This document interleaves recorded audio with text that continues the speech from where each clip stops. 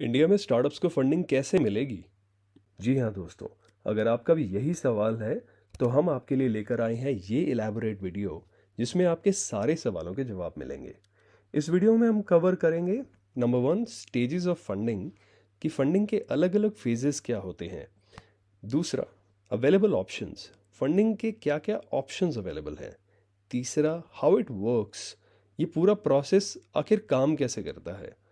चौथा, what to expect, आपको funding के दौरान क्या क्या एक्सपेक्ट करना चाहिए। पांचवा, how to be prepared, investors को इम्प्रेस करने के लिए कैसे प्रिपेयर करें।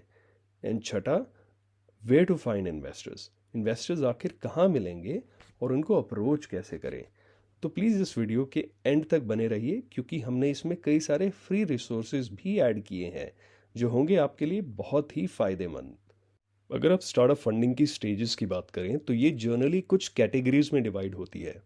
जैसे कि सबसे पहले आती है प्री सीड स्टेज, इसको आइडिया स्टेज भी कहा जाता है। फिर होती है सीड स्टेज, जब आप प्रूफ ऑफ कॉन्सेप्ट रेडी कर लेते हो।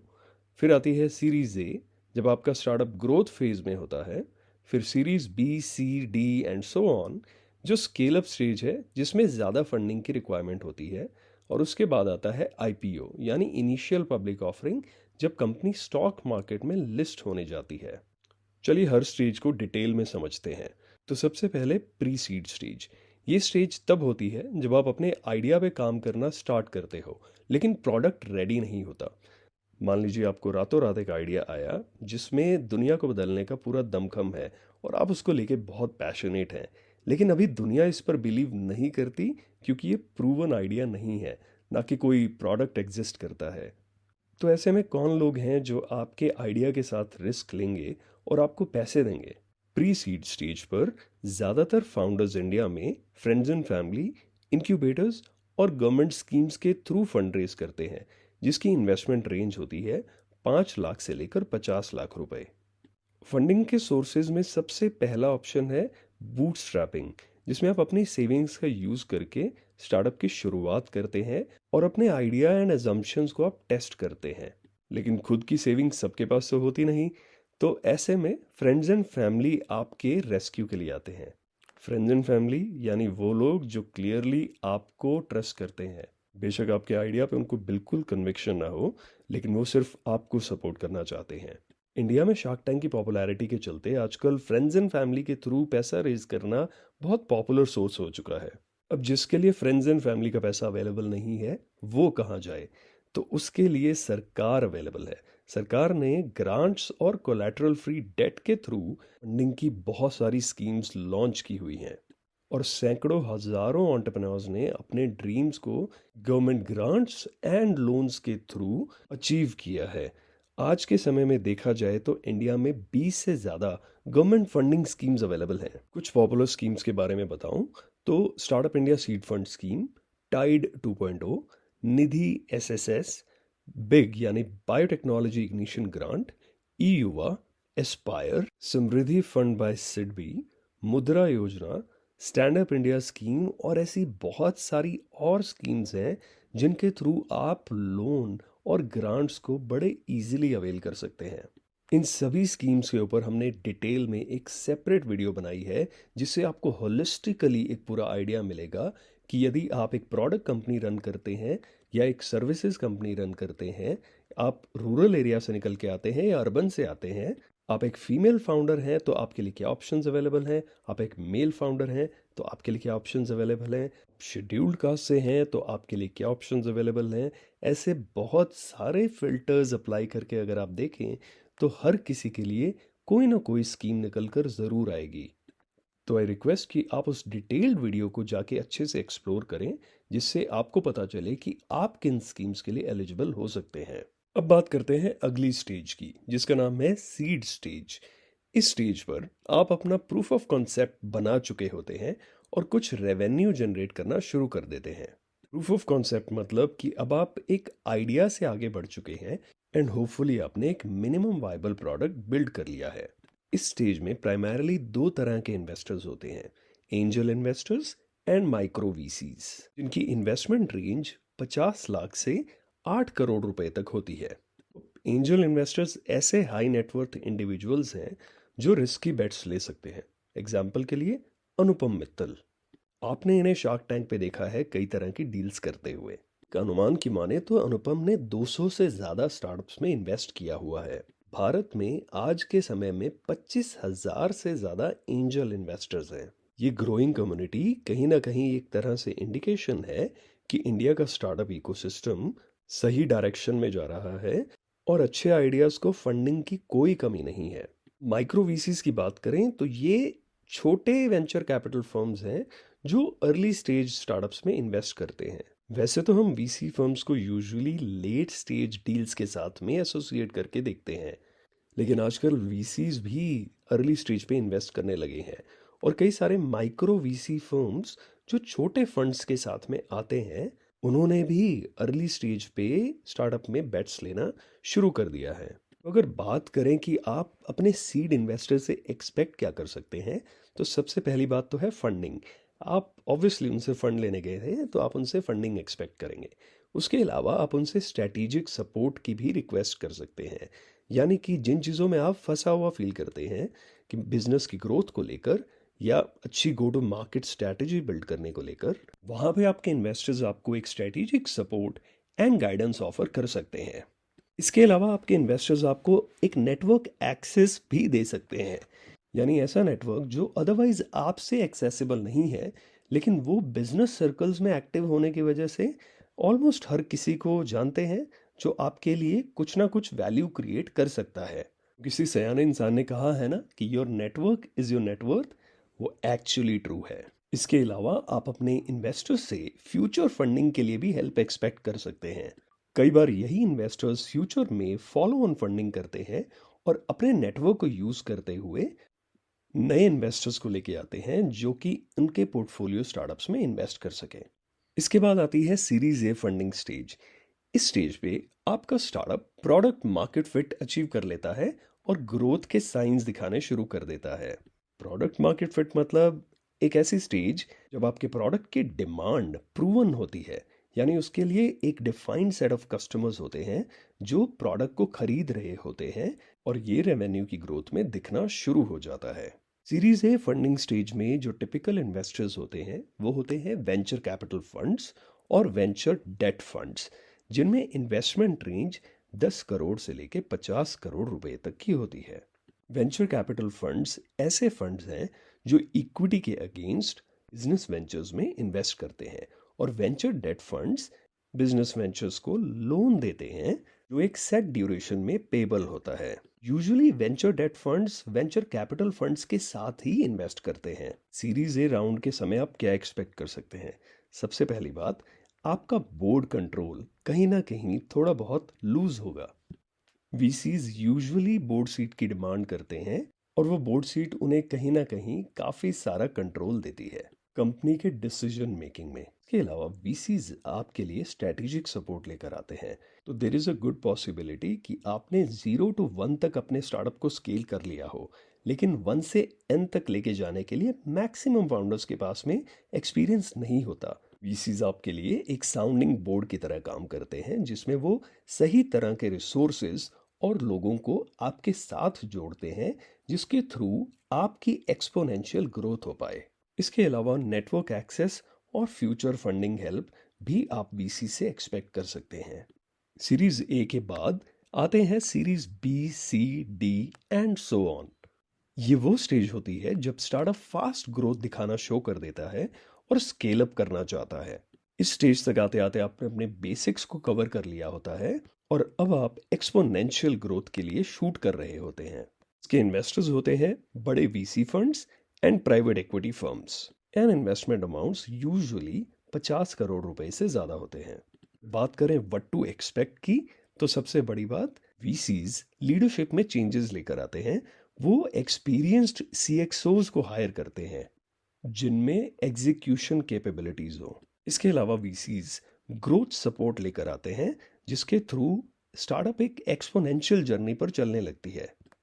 ऐसा देखा गया है कि सीरीज बी राउंड आते आते छोटे इन्वेस्टर्स को एग्जिट मिलना शुरू हो जाता है। यूजुअली सीरीज बी राउंड आते आते वैल्यूएशंस भी काफ़ी रिच हो जाती हैं।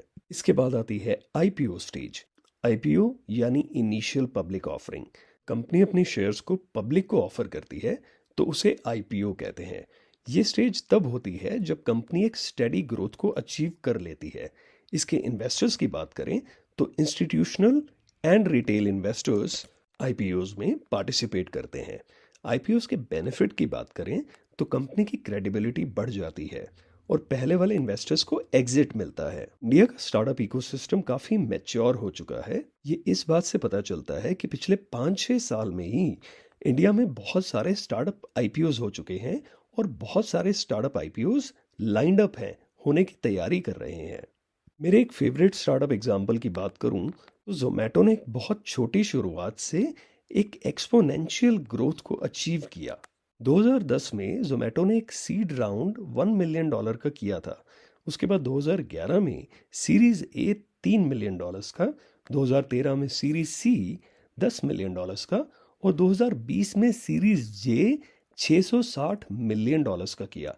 इसके बाद 2021 में वो पब्लिकली लिस्ट हो गए, यानी उनका आईपीओ हो गया। जो इन्वेस्टर है इन्फो एज, जो उनके साथ शुरू से एसोसिएटेड रहा, उनके शेयर की वैल्यू जोमेटो में 32,000 करोड़ रुपए तक पहुंच गई। देखा जाए तो स्टार्टअप और इन्वेस्टर्स दोनों ने जमकर पैसा कमाया। अब बात करते हैं आपके बारे में। How can you raise funds? सबसे पहले अर्ली स्टेज पर आप क्या कर सकते हो? पहली बात है बूटस्ट्रैपिंग। अगर आपकी पॉकेट अलाउ करे तो आप अपनी खुद की सेविंग्स को यूज करो, क्योंकि आपकी इक्विटी बहुत प्रेशियस है। आप उसे इनिशियली जितना संभालेंगे उतना ही वो बाद में आपके काम आएगी। इस तरह से आप कहीं ना कहीं इनिशियल स्टेजेस पे ज़्यादा इक्विटी डाइल्यूट करने से भी बच जाएंगे। बात आता है friends and family funding round, जिसमें आप अपने ट्रस्टेड लोगों से इनिशियल कैपिटल ले सकते हैं जो आपको अनकंडीशनली सपोर्ट करने के लिए रेडी हों।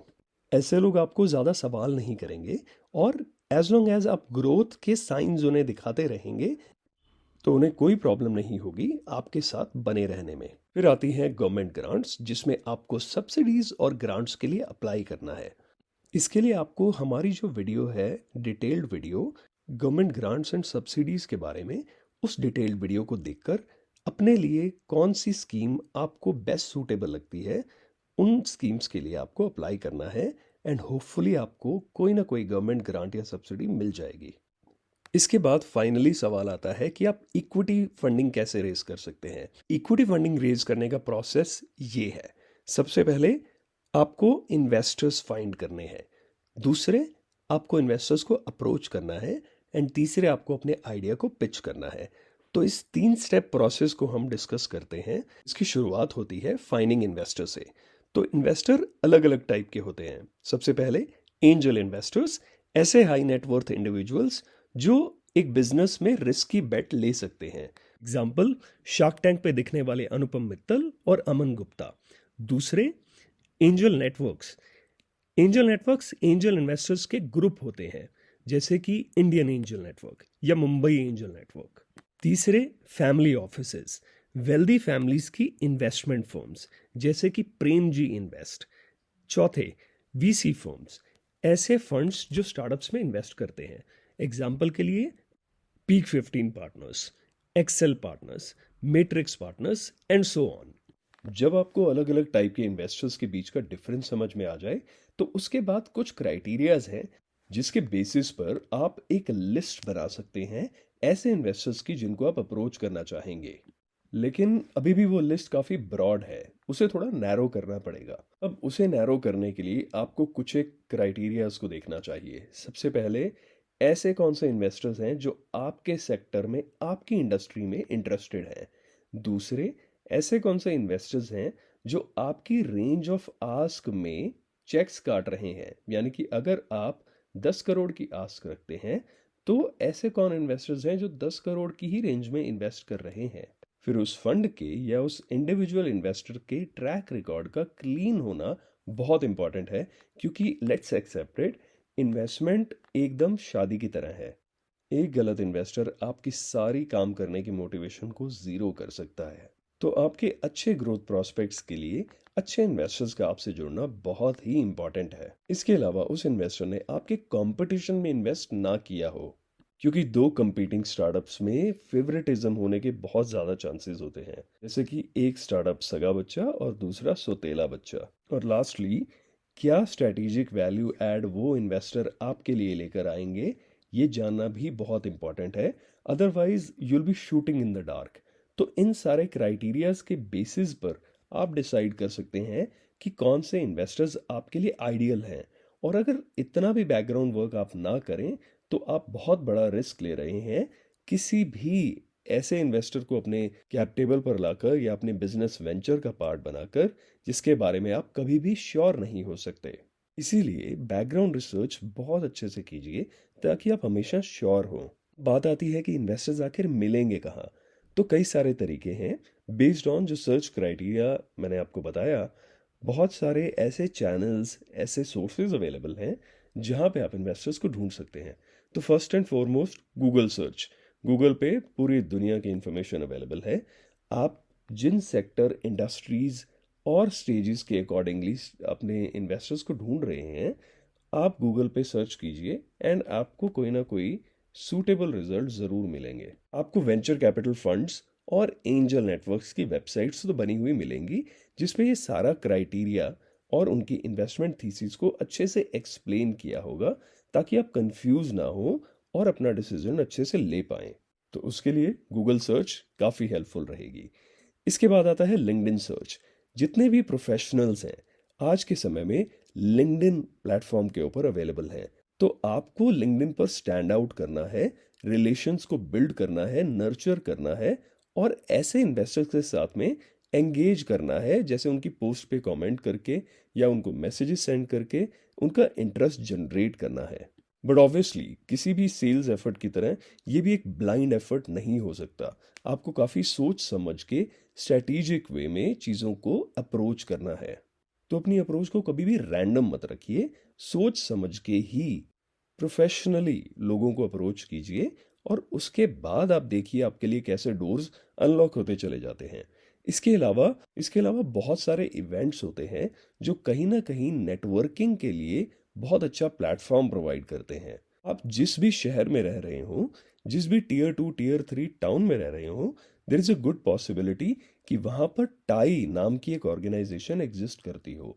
तो ट्राई करें कि वहाँ पर जाके फेलो एंटरप्रेन्योर से मिलें और हो सकता है उनमें से ही कुछ लोग एंजल इन्वेस्टर्स भी हों जो आपको अच्छे से गाइड कर पाएं कि आपको शुरुआत कैसे करनी है अपनी फंड रेजिंग अप्रोच की।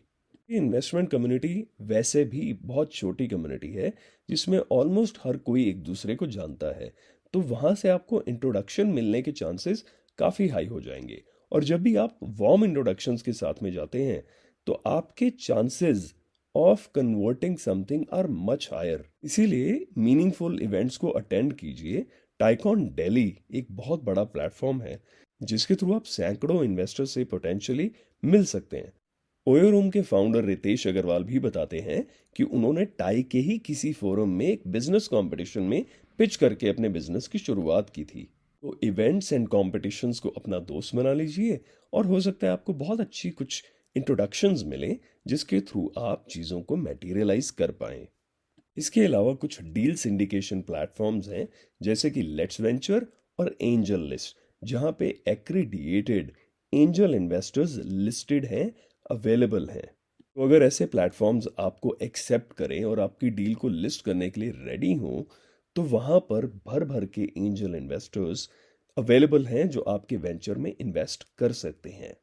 इसके साथ ही हमने एक लिस्ट कंपाइल की है 500 से ज़्यादा इंडियन इन्वेस्टर्स की, एक ऐसी एग्जॉस्टिव लिस्ट कि जिसमें आपको उनकी email ID, investment thesis, sector thesis, ये सारी चीज़ों की इंफॉर्मेशन मिलेगी। आपको करना क्या है कि इस वीडियो के डिस्क्रिप्शन बॉक्स में जाएं और दिए गए लिंक पर क्लिक करें जिससे आपको एक फ्री लिस्ट की एक्सेस मिल पाए। चलिए ग्रेट। अब जब आपने एक लिस्ट आइडेंटिफाई कर ली, अपनी टारगेट इन्वेस्टर्स को किनको अप्रोच करना है उन्हें आइडेंटिफाई कर लिया, तो उसके बाद आपको क्या चाहिए? उसके बाद आपको अप्रोच करना है उन इन्वेस्टर्स को जो आपकी लिस्ट में फॉल करते हैं। सबसे पहले आपको रिक्वायर्ड होगा एक कन्विंसिंग पिच डेक। एक पिच डेक जो आपके बिजनेस की 10 से 12 पेजेस की एक समरी है कि जिसमें आप मोस्ट इंपॉर्टेंट एलिमेंट्स को लिस्ट करते हैं। हम इसके बारे में बात करेंगे इन जस्ट अ मोमेंट। इसके बाद आपको एक कन्विंसिंग ईमेल लिखनी है जिसको लोग नोटिस करें और आपको रिप्लाई करने पर मजबूर हो जाएं। ये बहुत आइडियल होगा अगर आपको कोई वार्म इंट्रोडक्शन मिल पाए जिससे आप एक फेवरेबल रिप्लाई इन्वेस्टर से एक्सपेक्ट कर पाएं। तो आप अपने नेटवर्क को अच्छे से एक्सप्लोर कीजिए और आपके प्राइमरी कनेक्शंस को फाइंड आउट कीजिए जिन्होंने या तो खुद फंड रेज किया है या वो ऐसे किन्हीं फाउंडर्स को जानते हैं जिन्होंने आपके टारगेट इन्वेस्टर्स के थ्रू फंड रेज किया है। इसमें लिंक्डइन भी बहुत ज़्यादा आपके लिए हेल्पफुल हो सकता है कि जिसमें आप लोगों से फेवर मांगें कि वो आपको सही इन्वेस्टर से इंट्रोड्यूस कराएं, बट थोड़ा सा अपना बैकग्राउंड वर्क करके जाएं। अगर आप किसी को बोलें कि मुझे हेल्थ केयर के 20 इन्वेस्टर से इंट्रोड्यूस करवा दीजिए तो वो एक तरह से शूटिंग इन द डार्क होगा और सामने वाले का टाइम वेस्ट होगा। लेकिन अगर आप कुछ स्पेसिफिक नाम लेकर किसी से फेवर एक्सपेक्ट करें तो वो एक बहुत स्पेसिफिक हेल्प होगी और उनको ज़्यादा सोचना नहीं पड़ेगा और वो हैप्पीली आपके लिए उस इंट्रोडक्शन को फैसिलिटेट कर पाएंगे।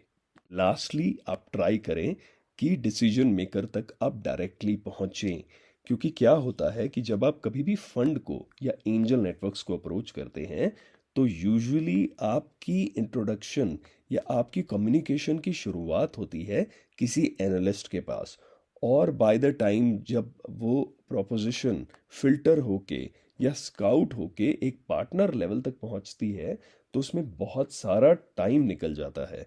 इसलिए कोशिश करें कि जो भी वार्म इंट्रोडक्शंस आप मांगे या एक्सपेक्ट करें लोगों से वो पार्टनर लेवल के लोगों के साथ में करें ताकि आपकी वो फंड रेजिंग जर्नी रिलेटिवली थोड़ी आसान हो जाए। क्विकली बात करते हैं पिच डेक की। पिच डेक क्या होता है? पिच डेक एक प्रेजेंटेशन है जो कवर करती है आपके बिजनेस की माइन्यूटेस्ट डिटेल्स को या ऐसी डिटेल्स को जो इन्वेस्टर्स के लिए डे वन पर जानना बहुत इंपॉर्टेंट है। इसमें यूजुअली 10 से 12 स्लाइड्स होती हैं जिसमें problem statement, value proposition, market opportunity, competition, team, funding ask and use जैसी स्लाइड्स होती हैं। अब सुनने में ये सिंपल साउंड कर सकता है लेकिन इसमें बहुत सारी इंट्रिकेट डिटेल्स होती हैं और आपको ये सारी इन्फॉर्मेशन को बहुत माइंडफुली कंपाइल करना होता है। आपकी कन्वीनियंस के लिए हमने 500 से ज़्यादा पिच डेक टेम्पलेट्स को कंपाइल किया है आपके लिए free of cost. All you have to do is go to the description box again and वहाँ पे आपको हमारे पिच डेक टेम्पलेट्स का लिंक मिलेगा। आप उन पर क्लिक कीजिए और अपनी प्रेफरेंस, अपनी प्रायोरिटीज़ के हिसाब से जो डेक आपको रिक्वायर्ड है, जो टेम्पलेट आपको रिक्वायर्ड है उसे डाउनलोड कीजिए एंड उसे फॉलो कर लीजिए। फाइनली लेट्स होप कि आप उस स्टेज पर पहुंच गए हैं कि आप शॉर्टलिस्ट हो जाते हैं पिच करने के लिए। अब आपको क्या करना है? आपको ये इंश्योर करना है कि हर वो पिचिंग अपॉर्चुनिटी जो आपको मिल रही है उसमें आप अपना बेस्ट शॉट दें। आप उस लिमिटेड टाइम को अच्छे से अवेल करें और सीरियसली अपने स्टार्टअप को पिच करें, अपना नैरेटिव अच्छे से रखें, अपनी स्टोरी को अच्छे से रखें और इन्वेस्टर्स को ये रियलाइज़ कराएं कि इस अपॉर्चुनिटी में अगर वो इन्वेस्ट करते हैं तो कैसे वो एक बड़ी अपॉर्चुनिटी का पार्ट बनने जा रहे हैं और कैसे वो आने वाले टाइम में एक अच्छा एग्जिट इस वेंचर से एक्सपेक्ट कर सकते हैं। तो पिच करने के बाद आपको फॉलो अप भी करना है और फॉलो अप नाइसली करना है। ऐसे नहीं कि आप किसी की जान के दुश्मन बन जाएं। रिस्पेक्टफुली फॉलो अप करें एंड पीरियोडिक इंटरवल्स में फॉलो अप करें। आप फीडबैक लेने के बहाने भी फॉलो अप कर सकते हैं और इन्वेस्टर्स को अपडेट देने के लिए कि आपको कहीं और से भी टर्म शीट या फंडिंग कमिटमेंट मिलने की उम्मीद है, ये अपडेट्स देने के लिए या अपने रेवेन्यू के ऊपर अपडेट देने के लिए कि आपने इस महीने पिछले महीने से 40% ज़्यादा रेवेन्यू किया है या अपने नए क्लाइंट्स को पाइपलाइन में ऐड किया है, ऐसी अपडेट्स देने के बहाने भी आप फॉलो अप कर सकते हैं इन्वेस्टर्स के साथ।